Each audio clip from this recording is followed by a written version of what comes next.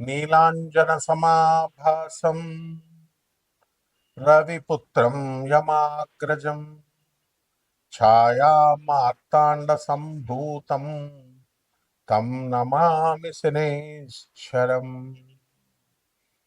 జగద్గురువైనటువంటి శనీశ్వర భగవంతుడికి నమస్కారాలు చేస్తూ, ఆయన పాదపద్మాలకి, ఆయన గురువైనటువంటి పరమేశ్వరుడికి పాద నమస్కారాలు చేస్తూ మనము ఈ శనీశ్వరుని యొక్క త్రయోదశి మనకు వస్తుంది.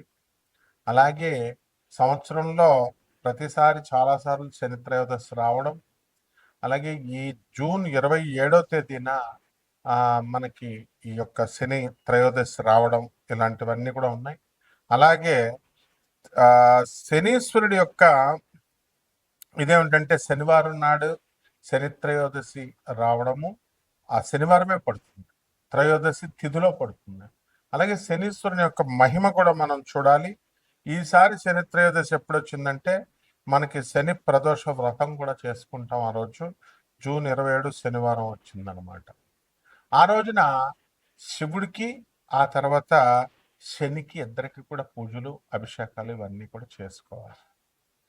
అలాగే త్రయోదశి జూన్ 26 నుంచే ప్రారంభమైపోయింది. మనకి శుక్రవారం నాడే 10:22 రాత్రి నుంచి. అలాగే జూన్ 28 2026కి తెల్లవారుజామున 12:43, అంటే 27 పూర్తిగా ఉంది కాబట్టి 27వ తేదీన మనం చేసుకుంటాం. ఆ రోజున చేయాల్సింది ఏంటంటే ప్రదోష ముహూర్త పూజ. ఆ ముహూర్తంలో పూజ చేసుకోవాలి. అది మనకి చక్కగా 7-12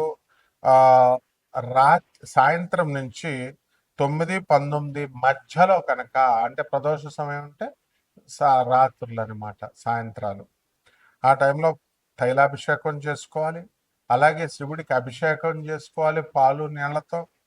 అలాగే బేల్పత్రం అంటాం కదండి, అంటే ఈ యొక్క బిల్వదళాలు, మారేడాకులు, అవి వాటితో చేసుకోవాలి. దాన్ని అడవి యాపిల్స్ అంటాం, వుడ్ యాపిల్ లీవ్స్ అంటాము.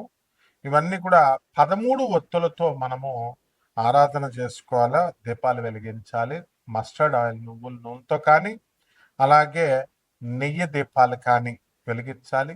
అలాగే 13 ఒత్తులు వేయాలన్నమాట ఒక్కొక్క దాంట్లో కూడా. ఈ రకంగా మనం చేసుకోవాలి. లేదా ఒక్కొక్క ఒత్తు చొప్పున 13 ప్రమిదలు పెట్టుకొని వేసుకోండి, లేదా ఒకే ప్రమిదలో 13 ఒత్తులు వేసుకోండి. అసలు శనిని ఎంత భయంకరంగా చిత్రీకరించారంటే, శని 7.5 అంటే ఏలినాటి శని జరుగుతుంది. దాన్నే 7.5 దయ్యా అని అంటాము. మరి ఈ సమయాల్లో కేవలము హానే చేస్తుంది అనే విధంగా చెప్పారు. అంటే శని ఏలినాటి శని జరుగుతున్నప్పుడు, అర్ధాష్టమ శని జరుగుతున్నప్పుడు, అష్టమ శని జరుగుతున్నప్పుడు ఓన్లీ బాధలే కనుక పెట్టినట్లయితే, ఓన్లీ కష్టాలే కనుక పెట్టినట్లయితే ఏ మానవుడు బతకలేడండి. ఎందువల్లంటే ప్రతి రాశికి కూడా మనకి 10 సంవత్సరాలకి మనకి అర్ధాష్టమ శని జరుగుతాడు. తర్వాత 20 సంవత్సరాలకు ఒకసారి అష్టమ శని జరుగుతాడు. అండ్ ఈ యొక్క ఏలినాటి శని ప్రతి 30 సంవత్సరాలకి జరుగుతాడు. ఆ ఏలినాటి శని సమయాల్లోనే పెళ్లి చేస్తాడు, స్థిరపరుస్తాడు, ఇల్లునిస్తాడు, స్థలాలు కొనిపిస్తాడు, అంతా కూడా. అలాగే కష్టాలు పెట్టి బంధువులందరినీ కూడా ఒక్కొక్కళ్ళని, స్నేహితుల్ని దూరం చేసి, నువ్వు ఏకాకివి సుమా, నువ్వెక్కడి నుంచి వచ్చావో అది ఆ ప్రయోజనాన్ని నువ్వు తెలుసుకో. మానవ జన్మ ఈటింగ్ అండ్ మేటింగ్ కాదు. మరి ఏమిటి అంటే నీకు మోక్షం తెచ్చుకోవాలి నువ్వు, అందుకోసం నిన్ను పంపించాము. నీ బ్యాలెన్స్ పాస్ట్ కర్మాన్ని బ్యాలెన్స్ చేసుకోవడానికి వచ్చావు. అలాగే నీ భయాల్ని ఎలివియేట్ చేసుకోవడానికి, పోగొట్టుకోవడానికి వచ్చావు. అండ్ నీ అబ్స్టకల్స్ అన్నిటిని కూడా ఓవర్కమ్ చేసుకోవాలి. నీ అడ్డంకులన్నీ కూడా తొలగించుకునేటటువంటి అపూర్వమైనటువంటి సమయం ఈ శనీశ్వరుడు మనకిస్తాడనమాట. అయితే అసలు శని గురించి ఎంత బ్యాడ్ చేస్తారండి? శని ఏదో హాని చేస్తున్నట్టు. అసలు శని గురించి ఏమన్నా తెలుసా? శని భూమి కంటే కూడా, భూమి ఒక గ్రహం అని మనకు తెలుసు కదా, శని కూడా ఒక గ్రహమే. కానీ మనము నవగ్రహాలలో భూమిని మనం తీసుకోం. కానీ మోడర్న్ సైన్స్లో మనం గ్రహం కింద తీసుకుంటాం. ఇప్పుడు ఆ శని ఎంత బరువుగా ఉంటుందండి ఈ యొక్క భూమి కంటే కూడా. ఎన్ని సైడ్లు అంటే వైడర్ ఎంత వెడల్పుగా ఉంటుందంటే డయామీటర్లో 9 రెట్లు వెడల్పుగా ఉంటుంది భూమికి. అంటే భూమిని ఆ చివరి నుంచి ఈ చివరి వరకు మనం కొలిచామనుకోండి, అలాంటివి మనకి 9 రెట్లు 9 1 మీటర్ ఇదైతే 9 మీటర్ల స్కేల్ పెడితే అంత వెడల్పు ఉంటుంది శనీశ్వరుడి యొక్క గ్రహం. ఆ తర్వాత దాంట్లో వాల్యూమ్ అంటే ఏంటంటే, ఇప్పుడు ఒక గ్లాసులో ఎన్ని నీళ్లు పడతాయి, చిన్న గ్లాసు పెద్ద గ్లాసు తీసుకుంటాం కదా, ఆ పట్టేటటువంటి దాన్ని వాల్యూమ్ అంటాం. ఆ 700 భూముల్ని అందులో దూర్చామనుకోండి, 700 సైజుల భూముల్ని దూరిస్తే శనిగ్రహంలో దూరిపోతాయి అన్నమాట. అంటే అంత పెద్దది అది వాల్యూమ్, లోపల అంత ఖాళీ ఉంది. ఆ తర్వాత ఈ భూమి అంతా కూడా దళసరిగా ఉంది. తర్వాత రాకీ ప్లానెట్ అంతా కూడా పర్వతాలు ఇవన్నీ కూడా రాళ్లతో ఉంటుంది. కానీ శని మాత్రం గ్యాస్ అండి. ఈ యొక్క గాలి వాయు రూపంలో ఉంటుంది, చాలా పెద్ద వాయు రూపంలో ఉంటుంది. అది ఎంత లార్జర్ అంటే ఎంత పెద్దగా ఉన్నప్పటికీ కూడా సైజులో మరి లైటర్గా ఉంటుంది. చాలా బరువు చాలా తక్కువగా ఉంటుంది భూమి కంటే కూడా. ఇకపోతే మనకి ఈ కంపేర్ చేసుకోవాలి, ఎందుకంటే భూమి మీద మనం బ్రతుకుతున్నాం, ఆ శని యొక్క ప్రభావం మన భూమి మీద మన మీద పడుతుంది. కాబట్టి ఎనర్జీసే కాకుండా ఆ ప్రతిదీ కూడా ఆ లైట్ పడ్డము, ఆ గ్యాస్ యొక్క ప్రభావాలు, ఎనర్జీస్, ఆ శక్తి మనం ప్రభావితం చేస్తుంది అన్నమాట. అయితే సాటర్న్ ఈక్విటోరియల్ డయామీటర్ని కనుక మనం తీసుకున్నట్లయితే శనిది 120,536 కిలోమీటర్ల అంత వెడల్పు ఉంటుందండి. అంటే 74,898 మైళ్ళు అనమాట. అలాగే మనకి భూమిని కనుక మనం తీసుకున్నప్పుడు మనకి 74,898 శని అయితే కేవలం 7,917 మైళ్ళు మాత్రమే ఈ యొక్క ఈ భూమిది ఉంది. ఇక వాల్యూమ్ల విషయంలోకి వచ్చేసరికి మనకేమవుతుందంటే ఘన పరిమాణము 764 భూముల నుంచి 766 భూముల్ని ఆ యొక్క శనిగ్రహంలో ఇమర్చొచ్చు మనం. తర్వాత 95 రెట్లు బరువు ఉంటుంది భూమి కంటే కూడా. ఈ యొక్క సాటర్న్ 95 times మోర్ మ్యాసివ్ దాన్ ఎర్త్. అయితే మరి బరువులో కూడా గాలి ఉన్నప్పటికీ కూడా చూడండి, బట్ ఏమంటున్నాడు, Saturn is massive compared to earth. భూమే ఎంత బరువు ఉంటే అసలు శని ఇంకా బరువు అనమాట. గ్యాసులతో ఉండి కూడా అంత బరువు ఉంది చూడండి. అయితే ఈ విజువల్ స్కేల్ని కనుక మనం తీసుకున్నట్లయితే ఒక నికెల్, ఒక చిన్న ఉంగరం తీసుకున్నాం అనుకోండి, దాని ఉంగరం సైజులో స్టాండర్డ్ నికెల్ లాగా మనం తీసుకుంటే వాలీబాల్ సైజులో శని ఉంటాడు అనమాట. ఆ తర్వాత ఒక రింగ్ సిస్టమ్ అనేటటువంటిది వలయాల్లో ఆర్బిట్స్ లాగా మెయింటైన్ అవుతా ఉంటుంది శని. అక్కడి నుంచే మనకి శక్తి వస్తుంది. రింగ్ సిస్టమ్ నుంచే మనకి శని యొక్క ప్రభావాలు మన మీద పడతా ఉంటాయి అనమాట. మొదట రింగ్ క్లోజర్ గా ఉన్నప్పుడు భూమికి అవుటర్ రింగ్ ఎక్కువ, ఇన్నర్ రింగ్కి వెళ్ళే కొద్దీ ఇంకా ఎక్కువగా ఆ భూమి లాగుతూ ఉంటది శని యొక్క రింగ్. సో ఏ విధంగా అయితే ఎలక్ట్రాన్స్ అంతా కూడా ఈ యొక్క న్యూట్రాన్ ప్రోటాన్స్ మధ్యలో ఉంటే ఎలక్ట్రాన్స్ అలా తిరుగుతున్నప్పుడు బాగా చివరన ఉన్నటువంటి లాస్ట్ ఆర్బిట్ ఈజీగా తీసేయచ్చు. లోపల ఉన్నటువంటి ఆ యొక్క ఆర్బిట్ లో KLMNL షెల్స్ ఉంటాయి. ఆ దగ్గరగా ఉన్నటువంటిది ప్రోటాన్స్ కి న్యూట్రాన్స్ దగ్గర ఉన్నది పీకడానికి ఎక్కువ ఎనర్జీ అవసరం. ఇదే విధంగా సేమ్ రూల్ అప్లై అవుతుంది మనకి. అందువల్లనే శని యొక్క ప్రభావం అనేటటువంటిది చాలా అధికంగా మన మీద పనిచేస్తుంది. ఎప్పుడు అర్ధాష్టమం, అష్టమం, తర్వాత ఈ యొక్క ఏలినాటి శని జరుగుతున్నప్పుడు. ఇకపోతే మనకి ఈ ఈ వీటితో శని గ్యాస్ జెయింట్ అన్నాం కదా, ఏముంటుందండి డెన్సిటీ డిఫరెన్స్ ఏమిటి అని అంటే, ఈ యొక్క భూమి కంటే కూడా శని చాలా పెద్దగా ఉంటుంది, ఎక్కువగా హైడ్రోజన్ హీలియం గ్యాసులతో నిండి ఉంటుంది. అందువలన వెరీ లో డెన్సిటీ, సాంద్రత అనేటటువంటిది చాలా తక్కువగా ఉంటుందన్నమాట. సో వాటర్ కంటే కూడా లైటర్గా ఉంటుంది, నీళ్ళ కంటే కూడా చాలా పలచగా ఉంటుంది. ఇది అక్కడ ఉన్నటువంటి గ్యాస్ అన్నమాట.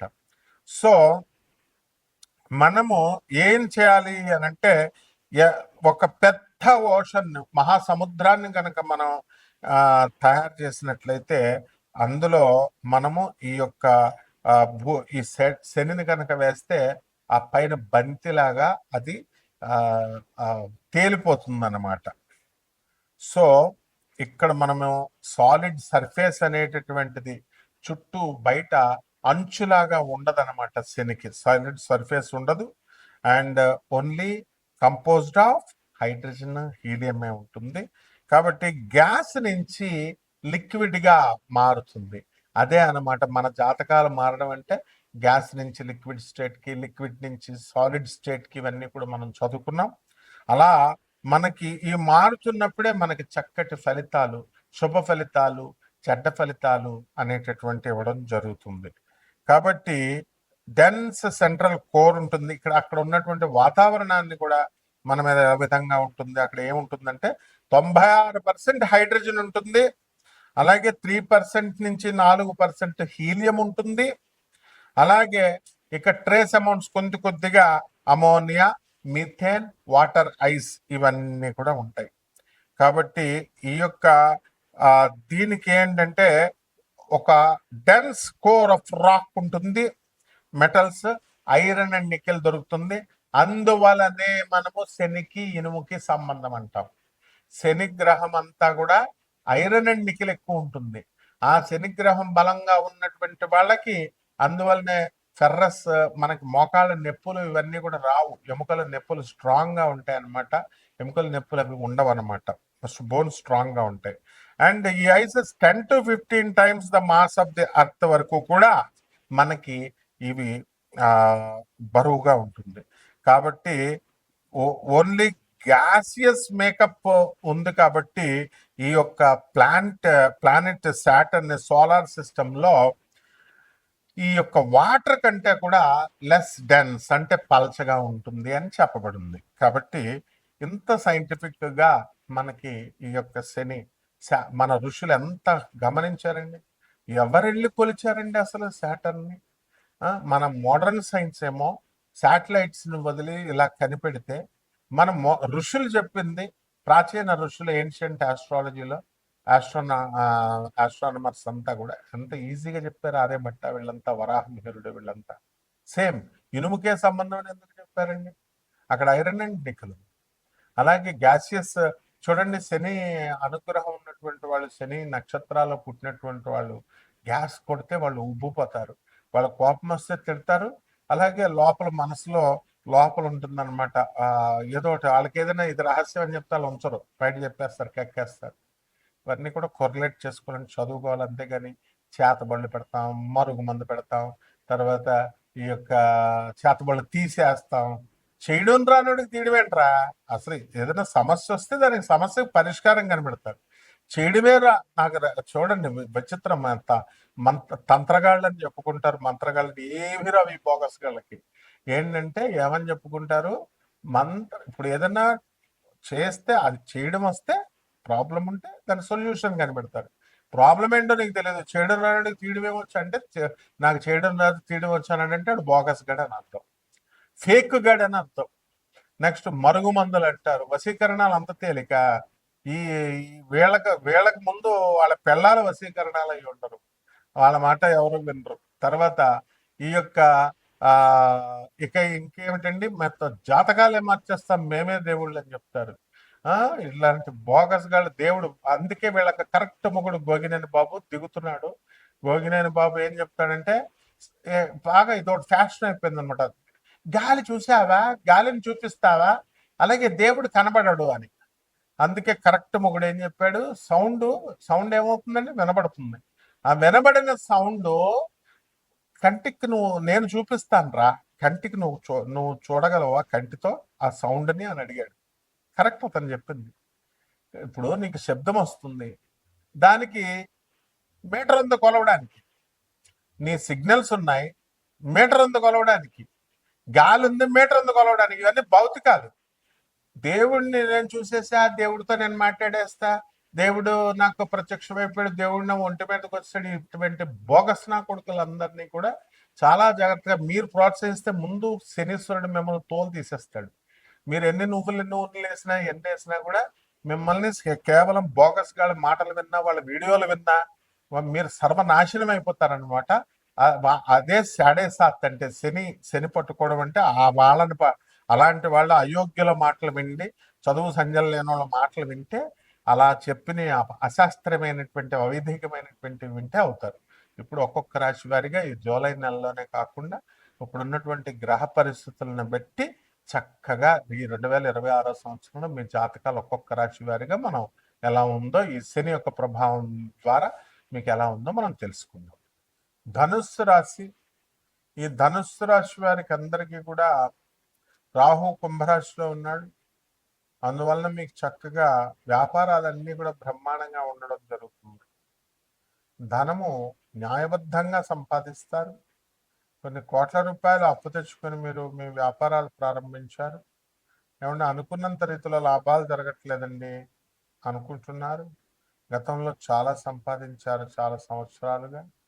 ఈ ఒక్కసారి గ్రహస్థితి బాగాలేకపోయి సంపాదించలేకపోయేసరికి బాధపడాల్సినటువంటి అవసరం లేదు.